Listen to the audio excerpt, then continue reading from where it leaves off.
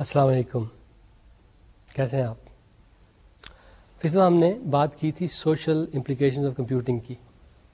ہم نے دیکھا تھا کہ کمپیوٹنگ کا امپیکٹ کیا رہا ہے بزنسز پہ، ورک پریکٹسز پہ، جس طرح ہم رہتے ہیں اس پہ، ہماری سوسائٹی پہ، ہماری ہیلتھ پہ، ہماری ایجوکیشن پہ. ہم نے کہا تھا کہ جناب یہ سوشل امپلیکیشنز، ان کو اسٹڈی کرنا یہ بہت امپورٹنٹ ہے. ان سے ہمیں سیکھنا چاہیے، اس سے ہمیں سبق سیکھنا چاہیے کہ جو پاسٹ میں ہوا اس سے ہم کچھ سیکھیں اور اس کے مطابق فیوچر کے ڈیسیجن جو ہیں ان کو ہم بہتر طریقے سے لیں. تو پاسٹ سے سیکھ کے ہم اپنے فیوچر کو بہتر بنانا چاہتے ہیں. اس لیے پاسٹ میں جو کمپیوٹنگ کی امپلیکیشنز ہوئی ہیں ہماری سوسائٹی پہ، اس کو ہم اسٹڈی کرنا چاہتے ہیں تاکہ ہم اپنے فیوچر میں اس نالج کو یوز کر کے اپنے فیوچر کو بہتر بنا سکیں. ہم نے پچھلی دفعہ بات شروع کی تھی ڈائلیما آف کمپیوٹنگ سے. ہم نے کہا تھا کہ بھئی یہ کمپیوٹرز روز بروز زیادہ پاورفل، زیادہ طاقتور، زیادہ بہتر ہوتے جا رہے ہیں. تو یہ ایک زمانہ آئے گا، ایک وقت آئے گا جب یہ بہت ہی زیادہ، ضرورت سے زیادہ پاورفل ہو جائیں گے. تو ہو سکتا ہے کہ اس وقت ہمارے رول سوئچ ہو جائیں، بجائے اس کے کہ یہ ہمارے لیے کام کریں، ہم ان کے لیے کام کرنا شروع کر دیں. تو ہمیں سوچنا چاہیے کہ کیا واقعی یہ جو پروگرس ہو رہی ہے کمپیوٹنگ میں، یہ ہمارے حق میں بہتر ہے، ہماری فیوچر جنریشنز کے حق میں بہتر ہے یا شاید نہیں. ہم نے گلوبل کوپریشنز کی بات کی تھی کہ انٹرنیٹ کی وجہ سے، کمپیوٹنگ کی وجہ سے یہ زیادہ ایجائل، زیادہ پاورفل ہوتی جا رہی ہیں وقت کے ساتھ ساتھ. اتنی پاورفل ہو گئی ہیں کہ بعض کوپریشنز جو ہیں، گلوبل کوپریشنز، وہ کئی ملکوں سے زیادہ امیر ہیں، کئی ملکوں سے زیادہ طاقتور ہیں. اس کے علاوہ ایک اور ایفیکٹ جو کمپیوٹنگ کا ہوا وہ یہ کہ جو آج کل کی نئی آرگنائزیشن، آج کی جو نئی کمپنیاں ہیں، دے لک مور لائک دا انٹرنیٹ. یعنی اکثر لوگوں سے بات کرتے ہیں، ان سے مشورے لیتے ہیں. اور یہ کہ اس نئی آرگنائزیشن میں جو ڈیسیجن میکنگ ہے وہ ڈسٹریبیوٹیڈ ہے. یہ نہیں کہ ایک بڑے صاحب ہیں وہی سارے ڈیسیجن لیتے ہیں. ہر آدمی جو ہے اپنے لیول کے ڈیسیجن لے سکتا ہے. اور اس کے علاوہ یہ کہ کوپریشن کا اسٹرکچر جو ہے، آرگنائزیشن کا اسٹرکچر جو ہے وہ خاصا ڈائنامک ہے، وقت کے ساتھ ساتھ بڑی تیزی سے چینج ہوتا ہے. اور آپ کو پتہ ہے انٹرنیٹ بھی ایسے ہی ہے. سو نئے بزنسز جو بن رہے ہیں، ان کے جو اسٹرکچر بن رہے ہیں، وہ شاید انٹرنیٹ کے اسٹرکچر سے کچھ سیکھ رہے ہیں. ہم نے یہ بھی بتایا کہ بعض پروفیشنز کمپیوٹنگ کی وجہ سے ختم ہوتے جا رہے ہیں، لیکن ایٹ دا سیم ٹائم بعض نئی جابز کریٹ بھی ہوتی جا رہی ہیں. تو یہ تو ایک پروسیس ہے جو ازل سے ہوتا آ رہا ہے کہ پرانے پروفیشنز ختم ہوتے جاتے ہیں اور نت نئے پروفیشن جو ہیں وہ ہمارے سامنے آتے رہتے ہیں. ایک اور ایفیکٹ جو شاید کمپیوٹنگ کا ہی ہے ورک فورس پہ، وہ یہ کہ ورک فورس میں ٹیمپرری ورکرز کی تعداد بڑھتی جا رہی ہے اور پرماننٹ امپلائیز کی تعداد وقت کے ساتھ ساتھ ذرا کم ہوتی جا رہی ہے. اور بزنس جو ہیں وہ آج کل اپنے امپلائیز کی ہر ایکٹ کو مانیٹر کرتے ہیں. وہ کون سی بٹن دباتے ہیں، کس ویب سائٹ پہ جاتے ہیں، کہاں ای میل بھیجتے ہیں، کہاں سے ای میل ریسیو کرتے ہیں. ایک ٹرینڈ جو کمپیوٹنگ کی وجہ سے آیا کہ لوگوں نے گھر پہ زیادہ کام کرنا شروع کر دیا، بجائے اس کے کہ آفس جا کے سارا کام کریں، وہ گھر پہ بیٹھ کے بھی خاصے پروڈکٹیو ہو سکتے ہیں. اور اس کا ایک فائدہ یہ ہے کہ وہ اپنے گھر والوں سے زیادہ قریب ہو گئے ہیں کیونکہ ان کے ساتھ زیادہ ٹائم اسپینڈ کر رہے ہیں. مارکیٹنگ میں بڑی انٹرسٹنگ چینج آئی ہے کمپیوٹنگ کی وجہ سے کہ بجائے اس کے کہ ماس مارکیٹنگ ہو، اب 1-to-1 مارکیٹنگ جو ہے وہ زیادہ ہونی شروع ہو گئی. یعنی فوکسڈ مارکیٹنگ، ایک آدمی کے بارے میں سوچ کے اس کے بارے میں ایک انڈیویجولائزڈ مارکیٹنگ کیمپین بنائی جاتی ہے. یہ پاسبل ہوا ہے کمپیوٹنگ کی وجہ سے. ابھی ہمارا پولیٹیکل پروسیس تو کمپیوٹنگ کی وجہ سے افیکٹ نہیں ہوا، لیکن فیوچر میں ایسا ہوگا کہ بجائے اس کے کہ بڑی بڑی ریلیاں ہوں، ہو سکتا ہے کہ بڑے بڑے ڈسکشن بورڈز ہوں. بجائے اس کے کہ ریفرنڈا ہوں، مہنگے مہنگے ریفرنڈا ہوں، مہنگے مہنگے الیکشن، ہو سکتا ہے کہ یہ کام ویب کے ذریعے ہو. So it is bound to happen. اب نہیں تو آج سے 20 سال کے بعد، لیکن یہ ہوگا ضرور. ڈسٹنسز لوگ کہتے ہیں کہ انٹرنیٹ کی کمیونیکیشن کی وجہ سے چھوٹے ہو گئے ہیں، کمپیوٹنگ کی وجہ سے کنٹریکٹ ہو گئے ہیں. یعنی کمیونیکیشن اتنی سستی ہو گئی ہے کہ no matter where somebody is located, میں ان سے گپ شپ بڑی آسانی سے کر سکتا ہوں. لیکن بعض لوگوں کا خیال ہے کہ الٹا کام بھی ہو گیا ہے کہ فیملیز، حالانکہ وہ ایک دوسرے کے پاس بیٹھے ہیں لیکن اب ایک دوسرے سے بات نہیں کرتے کیونکہ سب لوگ اپنے اپنے کمپیوٹر کے ساتھ مگن ہیں. تو کنٹریکٹ ہوئے ڈسٹینس، لیکن الٹ یہ بھی ہوا کہ ڈسٹینسز بڑھ گئے. ایک عجیب و غریب چیز جو ہوئی ہے وہ یہ کہ پہلے جیوگرافی بیسڈ کمیونٹی ہوا کرتی تھی کہ جہاں پہ لوگ لوکیٹڈ ہیں اس کے لحاظ سے ایک کمیونٹی بنا کرتی تھی. اب انٹرسٹ بیسڈ کمیونٹیز جو ہیں وہ انٹرنیٹ کی وجہ سے پیدا ہو گئی ہیں. ایک برا ایفیکٹ یہ ہوا ہے کہ ہماری پوری کی پوری society it is under surveillance, constantly under surveillance, کیونکہ ہم انٹرنیٹ پہ جو بھی کرتے ہیں سم پلیس اٹ میں گیٹ ریکارڈڈ اور لوگ اس کو اینالائز کر کے ہمارے بارے میں عجیب و غریب انفارمیشن حاصل کر سکتے ہیں. ایجوکیشن خاصی چینج ہو رہی ہے، خاص طور پہ ڈسٹنس ایجوکیشن خاصی چینج ہو رہی ہے اور عام ایجوکیشن بھی. دونوں کو فائدہ ہو رہا ہے انٹرنیٹ کی وجہ سے، دونوں کو فائدہ ہو رہا ہے ویب کے انٹریکٹیو کانٹینٹ کی وجہ سے، یہ بہتر ہو رہے ہیں. انفارمیشن گیدرنگ جو ہے وہ بھی انٹرنیٹ کی وجہ سے، کمپیوٹنگ کی وجہ سے خاصی آسان ہو گئی ہے. تو اب ہمارے پاس زیادہ ٹائم ہے کہ ہم اس انفارمیشن کو اینالائز کر سکیں. پہلے جو ٹائم ہم اسپینڈ کرتے تھے انفارمیشن کو گیدر کرنے میں، now it is available for analysis. Telemedicine ایک ابھرتا ہوا فیلڈ ہے کہ ڈاکٹر چاہے جہاں مرضی ہو، مریض چاہے جہاں مرضی ہو، وہ آپس میں انٹرنیٹ کے ذریعے، کمپیوٹنگ کے ذریعے کمیونیکیٹ کر کے ایک دوسرے کی پرابلم سالو کر سکتے ہیں. اور آخری بات ہم نے یہی کہی تھی کہ جناب پروگریس تو ہونی ہے، فیوچر تو کریٹ ہونا ہے اور آپ نے ہی کرنا ہے. میری درخواست صرف یہی ہے کہ کچھ بھی کرنے سے پہلے اس کے امپیکٹ کے بارے میں سوچ لیں کہ اس سے دنیا میں کیا فرق پڑے گا، برا بھی اور اچھا بھی. آپ کو شاید علم نہ ہو، بعض لوگ جنہوں نے ایٹامک بام بنایا تھا وہ شاید پاگل ہو گئے تھے after the atomic bomb was dropped in Japan. انہیں نہیں پتا تھا کہ ان کی اس انوینشن سے اتنی تباہی آ سکتی ہے. تو بات کہنے کی صرف یہی ہے کہ سوچیں، امپیکٹ کے بارے میں سوچیں اور پھر کریں. تو جناب یہ تو بات تھی پچھلی دفعہ کی. آج ہم بات کریں گے اپنے پروفیشن کے بارے میں، کمپیوٹنگ کے پروفیشن کے بارے میں.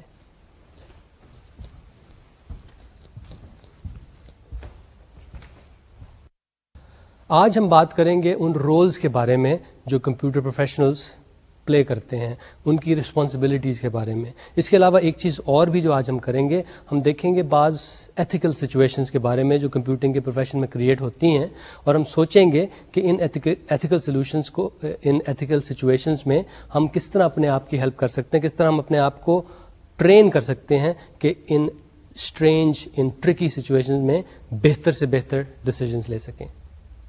تو جناب سب سے پہلے میں آپ سے جو ایک سوال پوچھنا چاہوں گا وہ آئی ٹی کے بارے میں. آئی ٹی کا آپ خاصا تذکرہ سنتے ہیں. یہ I T it stands for information technology. اس سے مراد کیا ہے؟ What does I T stand for? کس طرح کا کام کیا جاتا ہے آئی ٹی میں؟ آئی ٹی جو ہے وہ it's a group of technologies. I T کوئی ایک ٹیکنالوجی نہیں ہے، it's a group of technologies. It's such a group of technologies جس کی مدد سے ہم انفارمیشن کو کیپچر کرتے ہیں، انفارمیشن کو پروسیس کرتے ہیں، انفارمیشن کو ٹرانسمٹ کرتے ہیں. اور یہ انفارمیشن جو ہوتی ہے یہ ڈیجیٹل فارم میں ہوتی ہے، یہ الیکٹرانک فارم میں ہوتی ہے. تو the process by which we capture digital electronic information and process it and transmit it, یہ ساری کی ساری چیزیں جو ہیں یہ ملا کے اسے کہتے ہیں کہ جناب انفارمیشن ٹیکنالوجی کی بات ہو رہی ہے. As far as sub components of information technology are concern, وہ میرے خیال میں 3 ہیں. ایک تو کمپیوٹر سائنس ہے، دوسرا کمپیوٹر انجینئرنگ ہے، اور تیسرا جو ہے وہ ٹیلی کمیونیکیشن انجینئرنگ ہے. سو یہ 3 سب ایریاز ہیں انفارمیشن ٹیکنالوجی کے. اور ایک اور چیز جس کے بارے میں آپ نے سنا ہوگا وہ سافٹ ویئر انجینئرنگ ہے. وہ کمپیوٹر سائنس کا میں ایک حصہ، ایک سب سیٹ سمجھتا ہوں. تو سوال یہ کہ ٹھیک ہے آج ہم نے کمپیوٹنگ پروفیشن کی بات کرنی ہے، تو یہ کمپیوٹر پروفیشنل ہوتا کون ہے؟ تو جناب کمپیوٹر پروفیشنل وہ شخص ہوتا ہے who is involved in the development اور maintenance of either software اور کمپیوٹر ہارڈ ویئر. تو جو لوگ یہ کام کرتے ہیں انہیں ہم کلاسیفائی کرتے ہیں ایز کمپیوٹر پروفیشنلز. ان میں کون کون سے لوگ شامل ہیں؟ اس میں کمپیوٹر سائنٹسٹ بھی شامل ہیں، اس میں سافٹ ویئر انجینئرز بھی شامل ہیں، اس میں کمپیوٹر انجینئرز بھی شامل ہیں، اور کچھ ٹیلی کام انجینئر جو ہیں وہ بھی کمپیوٹنگ پروفیشنلز کے زمرے میں آتے ہیں. آج ہم ان سب کے بارے میں تو نہیں بات کر سکتے، بلکہ اس کے بھی ایک چھوٹے سے سب گروپ کی بات کریں گے. تو آج ہم سارے کمپیوٹنگ پروفیشنلز کی بات نہیں کریں گے، اس کا ایک سب گروپ ہے، صرف اس کے بارے میں ہم آج بات کریں گے. اور وہ سب گروپ ہے سافٹ ویئر ڈیولپرز کا، یعنی ایسے لوگ جو ایسی آرگنائزیشن کے لیے کام کر رہے ہیں جو صرف ایک چیز کرتی ہے، یعنی سافٹ ویئر ڈیولپ کرتی ہے, اور اس میں بھی ہم اپنے آپ کو فردر ریسٹرکٹ کریں گے. ہم ایک چھوٹی سی آرگنائزیشن کی بات کریں گے, ایسی آرگنائزیشن جس میں تقریباً 100 کے قریب کمپیوٹنگ پروفیشنلز ہیں. تو ہمارے اسکیل پہ, یعنی پاکستان کے اسکیل پہ, this is a reasonably size, بلکہ it's a big software development organisation. لیکن آن این انٹرنیشنل اسکیل یہ تو خاصی انسگنیفیکنٹ سی آرگنائزیشن ہے. لیکن آج ہم اسی کے بارے میں اپنے آپ کو سمجھائیں گے کہ اس میں کس کس طرح کے کمپیوٹنگ پروفیشنلز کیا کیا کرتے ہیں, یعنی کیا کیا رولز ہیں اور ان رولز کی کیا کیا رسپانسبلٹیز ہیں. اس آرگنائزیشن میں, and like many other organisations like this, teams ہوتی ہیں. یعنی یہ آرگنائزیشن کیا ہے؟ It's a collection of teams. تو جناب یہاں پہ اس 100 پیپل آرگنائزیشن جو ہے, اس میں ایک تو ہے ایگزیکٹو ٹیم, اس کے علاوہ ایک بزنس ڈیولپمنٹ کی ٹیم ہے, آرکیٹیکچر کی ٹیم ہے, ٹیکنالوجی ٹرانسفر کی ٹیم ہے, کنفیگریشن مینجمنٹ کی ٹیم ہے, پروسیس کی ٹیم ہے, کوالٹی ایشورنس کی ٹیم ہے, سپورٹ کی بھی ٹیم ہے, اور اس کے علاوہ کچھ ڈیولپمنٹ ٹیمز ہیں. یعنی کمپنی میں جتنے پروجیکٹس چل رہے ہوتے ہیں اتنی ہی اس میں ڈیولپمنٹ ٹیمز ہوتی ہیں. یہاں پہ میں نے آپ کو صرف 4 ڈیولپمنٹ ٹیمز دکھائی ہیں. یہ ڈیولپمنٹ ٹیم جو ہیں یہاں پہ تو 4 ہیں, لیکن اس آرگنائزیشن میں کبھی 3 ہوتی ہیں, کبھی 4, کبھی 5, کبھی 6, کبھی 7. تو پچھلے چند سالوں میں 3 سے لے کے 7 تک یہاں پہ ڈیولپمنٹ ٹیمز رہی ہیں. ان ٹیموں کا سائز جو پچھلے چند سالوں میں ویری کیا ہے وہ 3 سے 35 تک رہے ہیں, depending upon the complexity and size of the project. یا 3 لوگ ہوتے ہیں, 4 ہوتے ہیں, 10 ہوتے ہیں, 15 ہوتے ہیں, لیکن 35 سے بڑا پروجیکٹ یہاں پہ ابھی کبھی نہیں ہوا. اور یہ جو 35 کی ٹیم ہے یا پھر اور بھی جو لارج ٹیمز ہیں, یہ سب ان کے سب گروپس ہوتے ہیں. یعنی these teams are further divide into subgroups. Larger teams are further divided into sub teams. اور ہوتا یہ ہے کہ جتنے لوئسٹ لیول پہ جو ٹیمیں ہوتی ہیں, یعنی چاہے وہ چھوٹے پروجیکٹ کی ٹیم ہو یا پھر بڑے پروجیکٹ کی سب ٹیمز ہو, اس میں عموماً 7 سے زیادہ لوگ نہیں ہوتے. اگر 7 سے زیادہ لوگ ہوں تو اس ٹیم کو مینیج کرنا شاید ذرا مشکل ہو جاتا ہے, تو اس کو آپ مزید سب ڈیوائڈ کر دیتے ہیں. تو بجائے اس کے کہ 10 آدمیوں کی آپ ٹیم رکھیں, ہو سکتا ہے کہ آپ اس کے 2 حصے کر دیں, ایک 4 کی, ایک 6 کی, ایک 5 کی, دوسری 5 کی, اور وٹ ایور. اور ان ٹیموں کا کام کیا ہوتا ہے؟ ان ٹیموں کا کام ہوتا ہے کہ they start from the specifications step. یاد ہے ہم نے سافٹ ویئر ڈیولپمنٹ کی جب بات کی تھی, اس کے مختلف فیزز کی بات کی تھی, تو جب اسپیسیفکیشنز طے ہو جاتی ہیں تب جا کے اس ڈیولپمنٹ ٹیم کا کام شروع ہو جاتا ہے. اور یہ اس کو اینڈ تک لے کے جاتے ہیں, یعنی آخر تک, جب تک کسٹمر کے پاس جا کے وہ پروجیکٹ جو ہے ڈلیور نہیں ہو جاتا, وہاں پہ چل نہیں پڑتا. تو یہ سارے کا سارا کام from the specification step to that final step, یہ سارا کا سارا جو ہے ڈیولپمنٹ ٹیم کے ذریعے کیا جاتا ہے. اس سے اوپر والے اسٹیپ یعنی اسپیسیفکیشن لکھنا اور اس سے پہلے والے اسٹیپ جو ہیں وہ کمپنی کے جو سینئر ایگزیکٹوز ہیں وہ عموماً کیا کرتے ہیں. اب میں آپ کو دکھاتا ہوں کہ اگر فرض کریں ایک ٹیم ہے جو ایک چھوٹا سا پروجیکٹ کر رہی ہے, اس کا اسٹرکچر کیسا ہوگا. اس میں جو کی آدمی ہوتا ہے وہ تو ایک ٹیم لیڈ ہوتا ہے. اس کے بارے میں تھوڑی سی بات میں بعد میں بھی کروں گا, لیکن اس ٹیم لیڈ کو کچھ ڈیولپر جو ہوتے ہیں وہ رپورٹ کرتے ہیں, اور یہ ٹیم لیڈ صاحب جو ہیں یہ رپورٹ کرتے ہیں پروجیکٹ مینیجر کو. اس کے علاوہ ایک آرکیٹیکٹ صاحب جو ہیں ان سے بھی ان کی خاصی گپ شپ رہتی ہے, کیونکہ چھوٹا پروجیکٹ ہے, اس میں باقی لوگ تو فل ٹائم ہے, لیکن آرکیٹیکٹ صاحب اور پروجیکٹ مینیجر جو ہیں وہ پارٹ ٹائم ہے. کہنے کا مقصد یہ کہ یہ والے پروجیکٹ مینیجر صاحب جو ہیں اس پروجیکٹ کے علاوہ اور بھی کچھ پروجیکٹ ہینڈل کر رہے ہیں. یہ آرکیٹیکٹ صاحب جو ہیں اس کے علاوہ ایک آدھا اور بھی پروجیکٹ جو ہیں لک آفٹر کر رہے ہیں.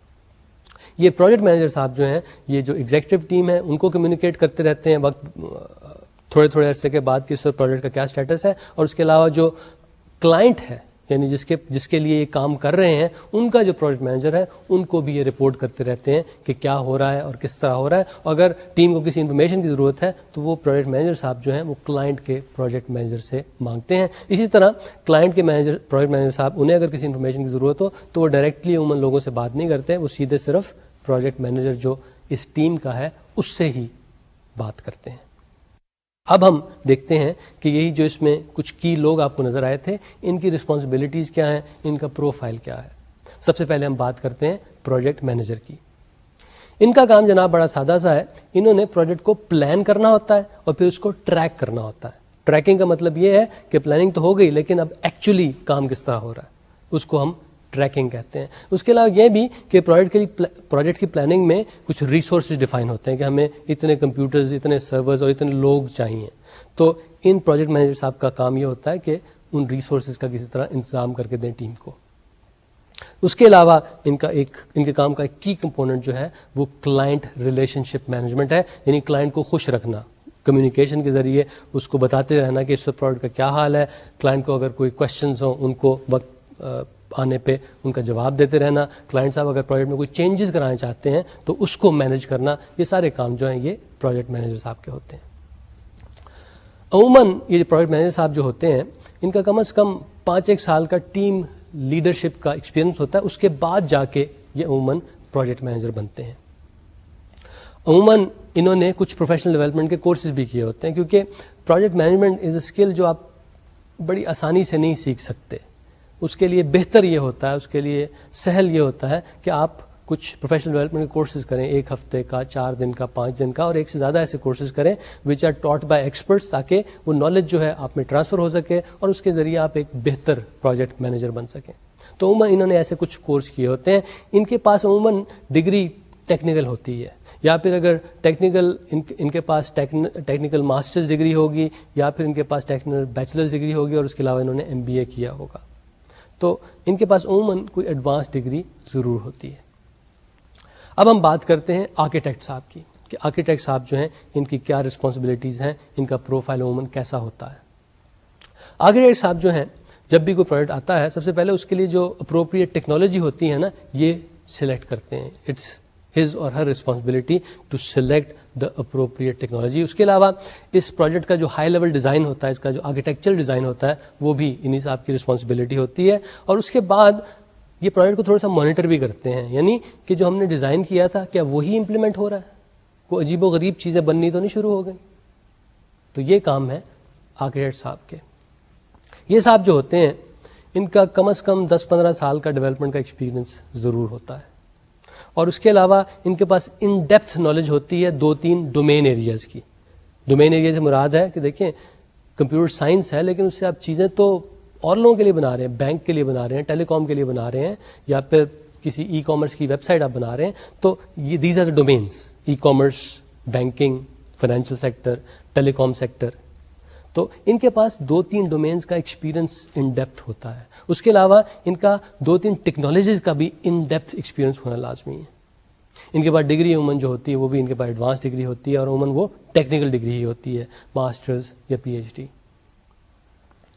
اس کے بعد جناب ٹیم لیڈ صاحب کی باری آتی ہے. ٹیم لیڈ صاحب جو ہیں وہ بھی پلاننگ اور ٹریکنگ کرتے ہیں. Team lead in a way is a project manager under training. تو یہ بھی اپنے طرف سے کچھ پلاننگ اور ٹریکنگ کرتے ہیں. یہ ہر ریسورس یعنی ہر ڈیولپر جو ان کے پاس ہے ان کی ایک لحاظ سے پلاننگ اور ٹریکنگ کرتے ہیں, پھر اس کا خلاصہ سا بنا کے شاید یہ پروجیکٹ مینیجر صاحب کو دیتے ہیں, اور وہ پھر اسے آگے کمیونیکیٹ کرتے ہیں. ان کی رسپانسبلٹی میں ڈیٹیلڈ ڈیزائن بھی شامل ہے. دیکھیے جو ہائی لیول ڈیزائن ہے, جو آرکیٹیکچرل ڈیزائن ہے وہ تو آرکیٹیکٹ نے کیا, اس کے علاوہ جو ڈیٹیل ڈیزائن ہے وہ ٹیم لیڈ اور ڈیولپرز مل کے کرتے ہیں. اس کے علاوہ ان کی ایک اور رسپانسبلٹی یہ ہے کہ ان کے پاس جو ڈیولپرز ہیں ان کی پروفیشنل گروتھ جو ہے اس کو انشور کرنا, یہ بھی ٹیم لیڈ کے ذمہ داری میں شامل ہے کہ وقت کے ساتھ ساتھ ان کے ساتھ جو ڈیولپرز کام کر رہے ہیں وہ بہتر ہوتے جائیں, ان کی اسکل بہتر ہوتی جائے. یہ ذمہ داری جو ہے یہ بھی اس ٹیم لیڈ کی ہوتی ہے. اور اس کے علاوہ یہ بھی کہ اگر ٹیم چھوٹی ہے, 3 یا 4 لوگوں کی ہے, تو اس میں ٹیم لیڈ صاحب یہ جو اوپر والے کام ہیں ان کے علاوہ کچھ ڈیولپمنٹ کا کام بھی کرتے ہیں, کچھ امپلیمنٹیشن کا بھی کام کرتے ہیں, کچھ ٹیسٹنگ کا بھی کام کرتے ہیں. یہ صاحب جو ہوتے ہیں ٹیم لیڈ بننے سے پہلے انہوں نے تقریباً 5-1 سال ضرور ایز اے ڈیولپر کام کیا ہوتا ہے, بعض اوقات اس سے بھی زیادہ. ان کی انٹرپرسنل سکلز جو ہیں یعنی ان کی جو لوگوں سے کمیونیکیٹ کرنے کی سکلز جو ہیں بوتھ ریٹن اینڈ اورل وہ بہت اچھی ہوتی ہیں. اس کے علاوہ ان کی پلاننگ سکلز بھی اچھی ہوتی ہیں. اس کے علاوہ ان کی ڈیزائن سکلز بھی اچھی ہوتی ہیں. تو اگر آپ ایک ڈیولپر ہیں, آپ ایک ٹیم لیڈ بننا چاہتے ہیں, تو اپنی ڈیزائن سکلز بہتر کریں, اپنی پلاننگ سکلز بہتر کریں, اپنی انٹرپرسنل سکلز بہتر کریں, تو آپ کے چانسز ٹیم لیڈ بننے کے بہتر ہو جاتے ہیں. آخر میں جناب رہ جاتے ہیں ڈیولپر. ڈیولپر کا کیا کام ہے؟ ان کا کام ہے کہ موڈیول لیول ڈیزائن یعنی انہوں نے جو ڈیٹیل ڈیزائن ہے وہ کرنا ہے, اس کو امپلیمنٹ کرنا ہے, اور اس کی یونٹ ٹیسٹنگ بھی کرنی ہے.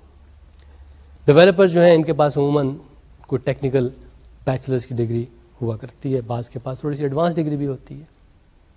تو یہ تو تھی ایک چھوٹی سی ٹیم, اور اس میں جو لوگ ہیں ان کے رولز اور ان کی ایسوسیٹڈ رسپانسبلٹیز. اب ذرا ایک تھوڑے سے بڑے پروجیکٹ کی بات کر لیتے ہیں. اس پروجیکٹ میں پچھلے میں تو ذرا کم لوگ تھے, اس میں ذرا زیادہ ہیں. تو جس طرح میں نے آپ کو پہلے بتایا تھا, جب بھی کوئی ٹیم ذرا بڑی ہو تو اس کی آپ سب ٹیمز بنا دیتے ہیں.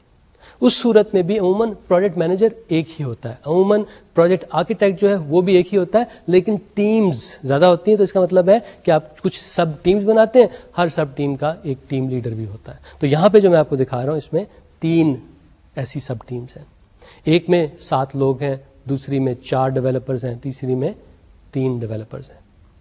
تو یہ ذرا کمپلیکس پروجیکٹ تھا, اس لیے بجائے اس کے کہ بہت سے لوگوں کی ایک ٹیم بنانے کے ہم نے اس میں کچھ سب ٹیمز بنا دیں. باقی پروجیکٹ مینیجر کا رول وہ تقریباً وہی ہے, لیکن یہاں پہ تھوڑا سا ان کا کمپلیکس رول ہے کہ نہ صرف انہوں نے ایگزیکٹو ٹیم سے بات کرنی ہے, کلائنٹس پروجیکٹ مینیجر سے بات کرنی ہے, اس کے علاوہ انہوں نے ان تینوں ٹیم لیڈز کو بھی آپس میں کوآرڈینیٹ کرنا ہے.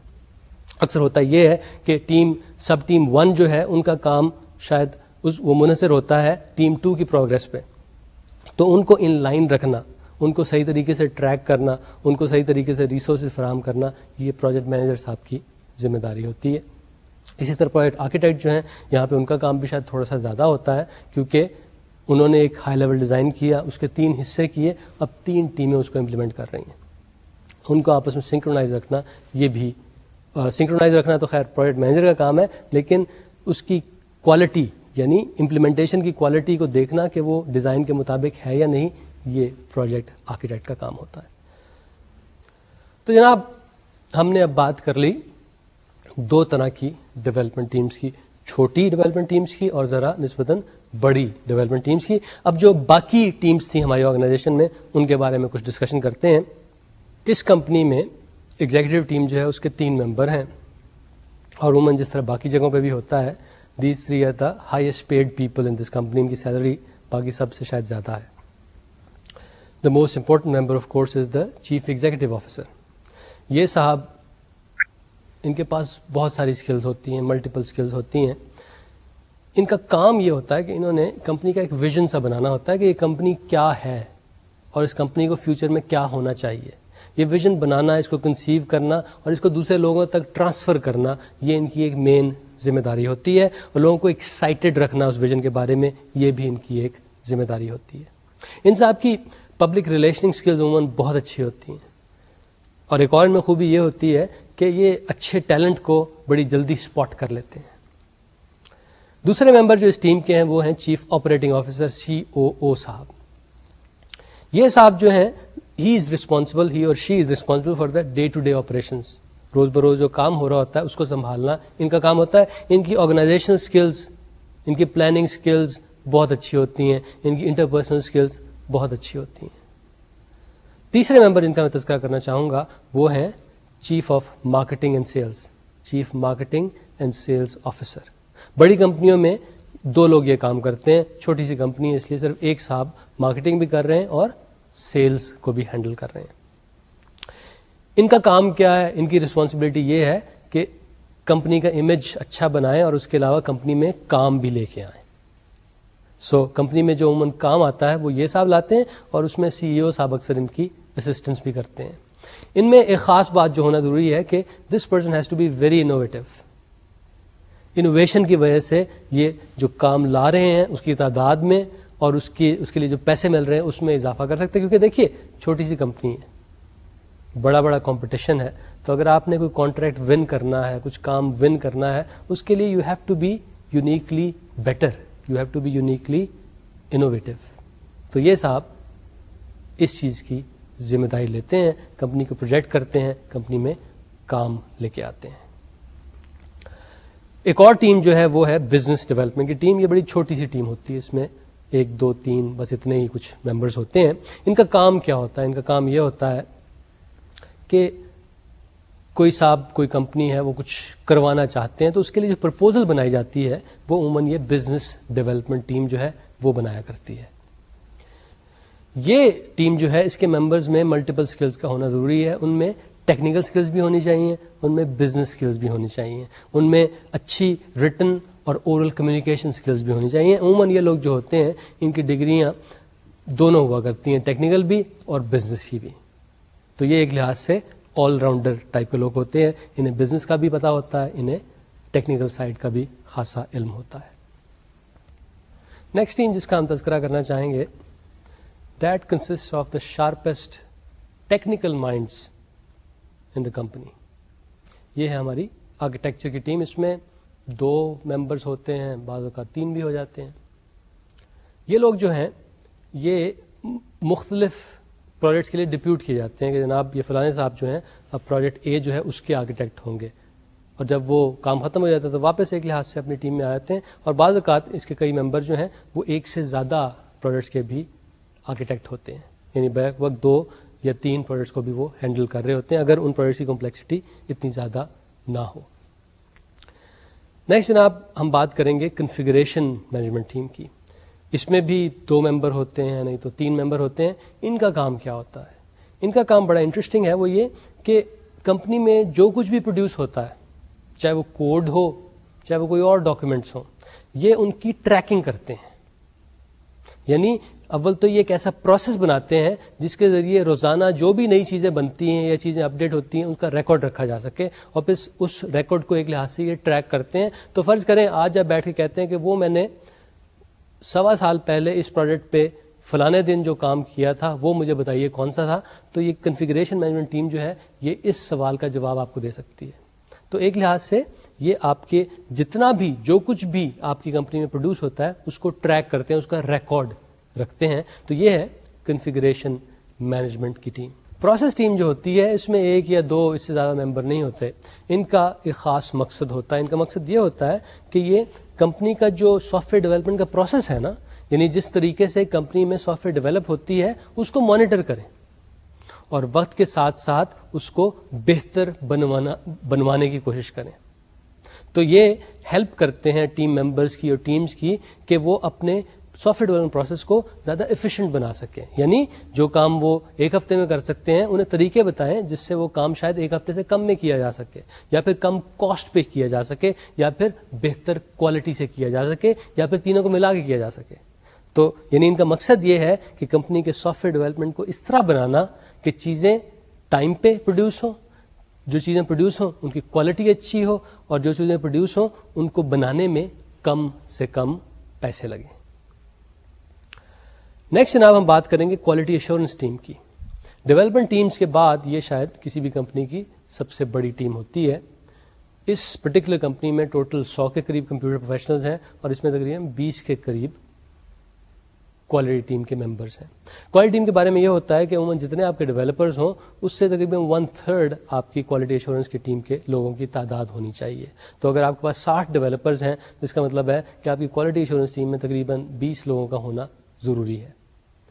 ان لوگوں کا کام یہ ہوتا ہے کہ یہ اشور کریں کوالٹی ان چیزوں کی جو کمپنی میں پروڈیوس ہوتی ہیں.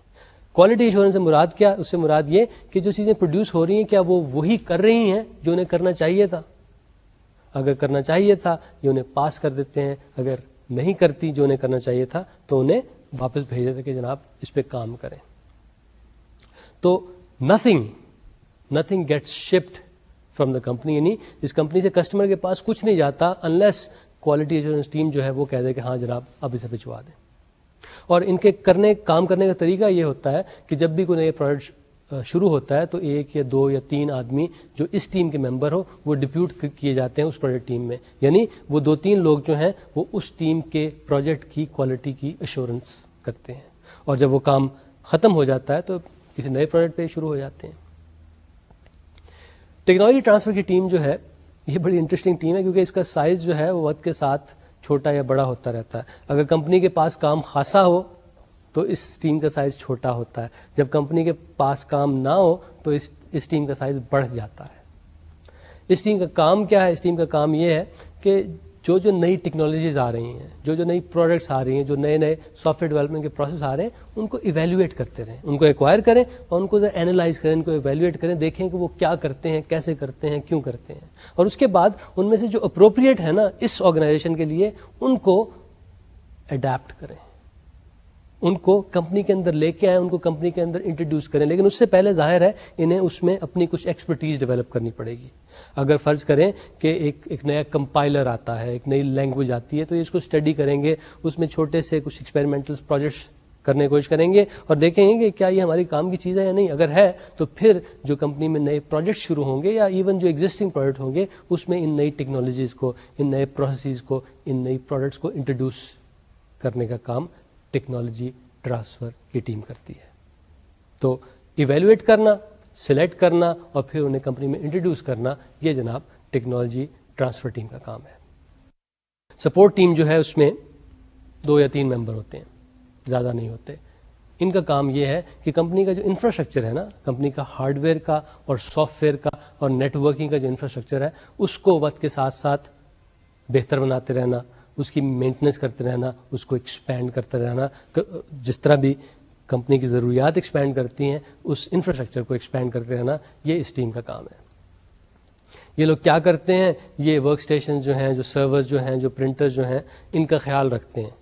اول تو یہ کہ ان میں کوئی خرابی ہو تو اس کو ٹھیک کرتے ہیں, اگر کوئی نئی ان میں سے چیز انسٹال کرنی ہے وہ کر کے دیتے ہیں. اس کے علاوہ کمپنی کا سارے جو نیٹ ورکنگ کا انفراسٹرکچر, راؤٹرز ہیں, سوئچز ہیں, ہبز ہیں اور جو انٹرنیٹ کنیکشن ہے اس کا خیال رکھتے ہیں. اس کے علاوہ اگر آپ کچھ کام کر رہے ہیں, آپ کو کسی نئے سافٹ ویئر کی ضرورت ہے تو یہ لوگ عموماً اسے انسٹال کرتے ہیں.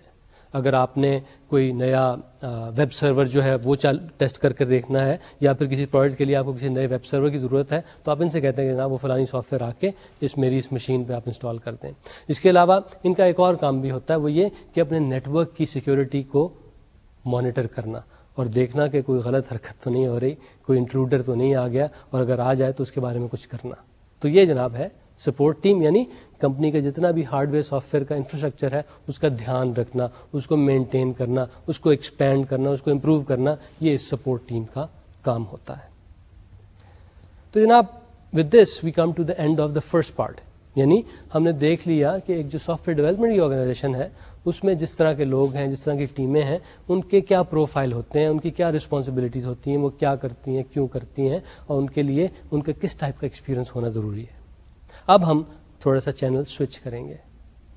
اب ہم بات کریں گے پروفیشن کی, لیکن پروفیشنل ایتھکس کی. لیکن اس سے پہلے ذرا دیکھ لیں کہ ایتھکس سے ہماری مراد کیا ہے. ایتھکس جناب it's a collection of heuristics. Ethics بھی ہیورسٹکس ہوتی ہیں کہ ان ہیورسٹکس کو جب کوئی فالو کرتے ہیں سب لوگ تو اس سے معاشرہ بہتر ہو جاتا ہے. That's what we mean by ethics.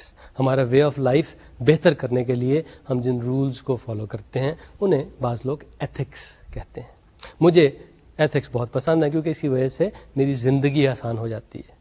مجھے کم سوچنا پڑتا ہے کیونکہ میں ایتھکس کی مدد سے اپنی ڈیسیژن میکنگ کرتا ہوں. ایگزامپل لیں, فرض کریں آپ ایک ہیورسٹک ہے اس میں بلیو کرتے ہیں, وہ ہیورسٹک ہے آلویز ٹیل دا ٹروتھ, ہمیشہ سچ بولیں. اگر آپ اس ہیورسٹک میں بلیو کرتے ہیں اور اپنی لائف کو اس ہیورسٹک کے مطابق ڈھالتے ہیں تو کیا ہوگا؟ تو ہوگا یہ کہ جب بھی آپ کو اسٹیٹمنٹ آپ نے دینی ہو, جب بھی کچھ بولنا, آپ کو سوچنا نہیں پڑے گا کہ بھائی اس دفعہ میں سچ بولوں یا جھوٹ بولوں. آپ کو پتا کہ جی میں نے تو ہمیشہ سچ بولنا ہے, تو آپ کو سوچنا نہیں پڑتا. دوسرے لوگ جو اس ہیورسٹک میں بلیو نہیں کرتے انہیں ہر اسٹیٹمنٹ سے پہلے یہ سوچنا پڑتا ہے کہ بھائی سچ بولوں یا جھوٹ بولوں. تو ان کی لائف جو ہے, ان کی زندگی جو ہے وہ ایتھکس کے نہ ہونے کی وجہ سے زیادہ کمپلیکس ہے. تو ایتھکس کا یہ فائدہ کہ وہ آپ کی لائف کو سمپلیفائی کرتی ہیں. پروفیشنل ایتھکس جو ہیں وہ ان اے وے وہ ایک کیٹیگری ہے ایتھکس کی, اور ظاہر ہے کہ as computer professionals we are interested in the professional ethics related to the field of computing. یہ جو پروفیشنل ایتھکس ہیں ان کی اویئرنیس گین کرنے سے ہمیں کچھ فائدہ ہوتا ہے. وجہ یہ ہے کہ آج کل کی جو ورک انوائرمنٹ ہے نا, جہاں پہ آپ اور میں کام کرتے ہیں, وہ وقت کے ساتھ زیادہ کمپلیکس ہوتی جا رہی ہے.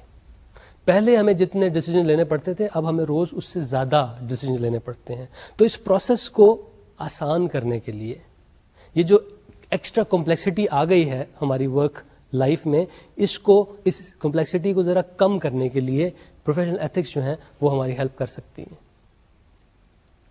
یہ پروفیشنل ایتھکس جو ہیں they can simplify our professional life. تو پروفیشنل ایتھکس کا کیا فائدہ ہے؟ اس سے آپ کی ڈیسیژن میکنگ جو ہے وہ ذرا آسان ہو جاتی ہے, آپ کو نسبتاً کم سوچنا پڑتا ہے کیونکہ you are following a set of very simple rules. اب ہم ایسا کرتے ہیں کہ بعض سچویشنز جو ہیں ان کے بارے میں آپ سے ڈسکشن کرتے ہیں. اور یہ سچویشن میں آپ کے سامنے بیان کروں گا اور میں اس میں اپنی ورڈکٹ نہیں دوں گا. میں یہ نہیں بتاؤں گا کہ میرا کیا خیال ہے, میں آپ سے پوچھوں گا کہ ایتھیکلی آپ ان سچویشنز میں کیا کریں گے, آپ کا ان سچویشنز کے بارے میں ایتھیکل اوپینین کیا ہے. سب سے پہلے یعنی سچویشن 1 وہ ہے illegal use of soft where کی. ہوتا یہ ہے کہ ایک صاحب ہیں, انہوں نے کچھ سافٹ ویئر ایکوائر کی اور اس مقصد سے ایکوائر کی کہ اس کو میں تھوڑا سا ٹیسٹ کر کے دیکھ لوں, اسے تھوڑا سا یوز کر کے دیکھ لوں کہ یہ ٹھیک بھی ہے, میرے مقصد کے لیے صحیح بھی ہے یا نہیں. تو انہوں نے ایکوائر تو کی تھی صرف اس مقصد کے لیے, تھوڑے سے ٹیسٹ کرنے کے لیے, ہفتے 2 ہفتے کے ٹیسٹ کے لیے, لیکن وہ اب اسے مسلسل یوز کیے جا رہے ہیں.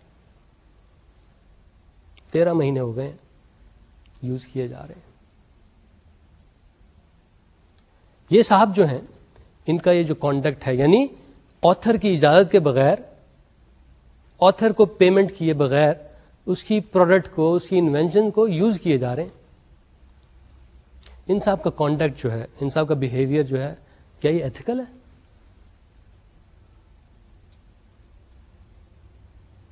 ایسی سچویشنز میں جو ویل نون پروفیشنل ایتھکس ہیں, بہت سارے لوگ جس پہ ایگری کرتے ہیں, وہ اس سچویشن میں آپ کی ہیلپ کر سکتے ہیں. وہ آپ کو بتا سکتی ہیں کہ یہ کانڈکٹ جو صاحب کا ہے وہ ایتھیکل ہے یا نہیں ہے. ایک اور ایگزامپل لیتے ہیں.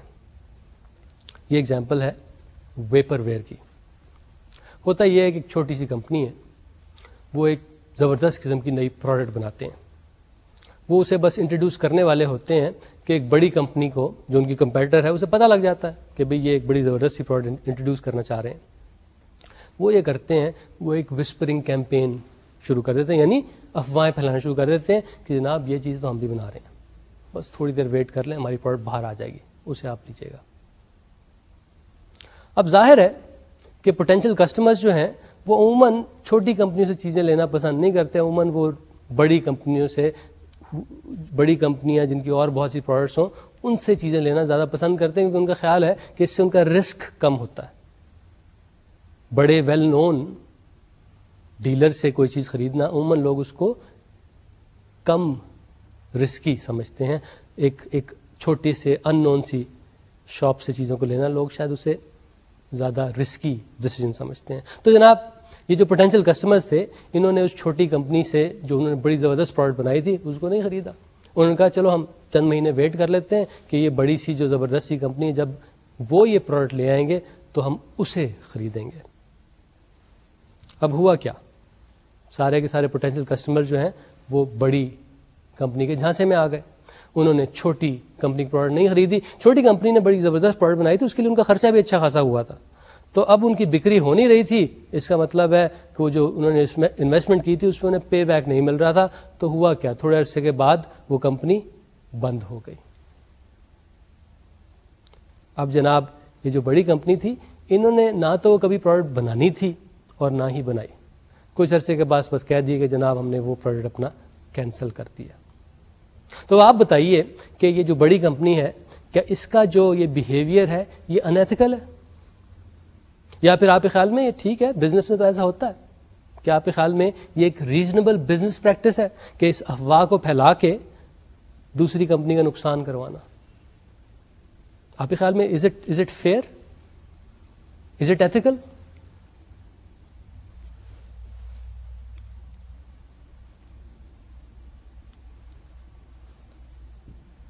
پروفیشنل ایتھکس جو ہیں ایسی سچویشنز میں ہماری ہیلپ کر سکتی ہیں. وہ ایسی سچویشن کو ہینڈل کر کے آپ کو بتا سکتے ہیں کہ یہاں پہ کیا ہونا چاہیے, what is the right thing to do. تیسری سچویشن کی بات کرتے ہیں, دس از دا وسل بلور سچویشن. اس میں ہوتا یہ ہے کہ بھولا صاحب جو ہیں وہ نیسا کے لیے ایز اے کانٹریکٹر کام کر رہے ہوتے ہیں.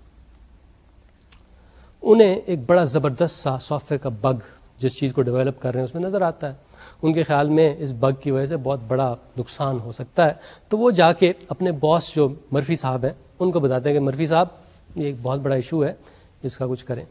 مرفی صاحب اسے کہتے ہیں وہ چپ ہوئے, خاموش, کسی کو نہیں بتانا ایسے, کیونکہ اگر ہم نے اس بگ کو فکس کرنے کی کوشش کی اس میں تو ڈیلے ہو جائے گا, ہمیں پینلٹی پڑ جائے گی کہ اگر ہم نے سافٹ ویئر لیٹ ڈیلیور کی. کسی کو نہیں بتانا ورنہ میں تمہیں یہاں سے نکال دوں گا. اب بھولا صاحب کیا کرتے ہیں؟ بھولا صاحب ڈر جاتے ہیں، چپ چاپ بیٹھ جاتے ہیں اور کسی کو اس سافٹ ویئر بگ کے بارے میں نہیں بتاتے. تو جناب آپ بتائیے، یہ بھولا صاحب کا جو بیہیویئر تھا یہ انیتھیکل تھا یا ایتھیکل تھا؟ کیا آپ ایک ایسے صاحب کو اپنی کمپنی میں ہائر کریں گے؟ انہیں پتا ہے کہ ایک بڑا زبردست قسم کا حادثہ ہو سکتا ہے اس بگ کی وجہ سے، لیکن کیونکہ باس نے منع کر دی ہے وہ کسی کو نہیں بتا رہے. کیا آپ ایسے آدمی کو اپنی کمپنی میں ہائر کریں گے؟ ون کوڈ سے کہ بڑا لوئل آدمی ہے، باس نے جو کہا ہے وہ کر رہا ہے، لیکن کیا خیال ہے آپ کا، is this ethical behaviour?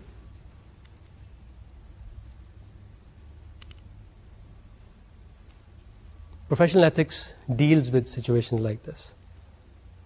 Professional ethics tells you کہ اس سچویشن میں یہ بھولا صاحب جو ہے ان کو کیسے بیہیو کرنا چاہیے. ایک اور بات، یہ بھولا صاحب جو ہیں ناسا کے لیے کام کرنے سے پہلے ایک اور کمپنی میں کام کرتے تھے، اس کا نام تھا بھولی سافٹ. بھولی سافٹ کی ایک کمپیٹیٹر کمپنی تھی جس کا نام تھا سپر سافٹ. بھولا صاحب نے وہاں جا کے اب نوکری شروع کر دی ہے. ہوا یہ تھا کہ جب ان کا انٹرویو ہو رہا تھا سپر سافٹ میں، تو اس دوران میں بھولی سافٹ کے جتنے بھی ٹریڈ سیکرٹس انہیں معلوم تھے سارے انہوں نے اگل دیے تھے، اور شاید اسی بنا پر کہ یہ صاحب اتنی زبردست انفارمیشن ہمارے پاس لے کے آ رہے ہیں، اسی بنا پر انہیں سپر سافٹ میں وہ نوکری ملی تھی. تو یہ ٹریڈ سیکرٹس کا یوں اگل دینا، یعنی انہیں پتا ہے کہ بھولی سافٹ کو نقصان ہو جائے گا، کہ جو سپر سافٹ ہے اس کو ایک ایج مل گیا نا، انہیں بھولی سافٹ کی انٹرنل انفارمیشن کچھ مل گئی. بھولا صاحب کو پتا تھا کہ ان کی پرانی کمپنی کا نقصان ہو جائے گا، پھر بھی انہوں نے وہ ٹریڈ سیکرٹ جو تھے وہ اگل دیے، وہ اپنی نئے امپلائر کو بتا دیے.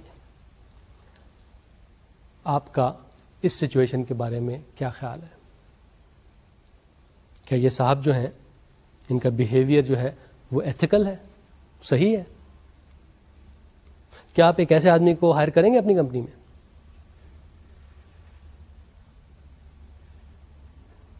کیا آپ ایسے آدمی کو اپنی کمپنی میں ہائر کرنا پسند کریں گے جو کل کو آپ کے ٹریڈ سیکرٹ کسی اور کو جا کے بتا دے؟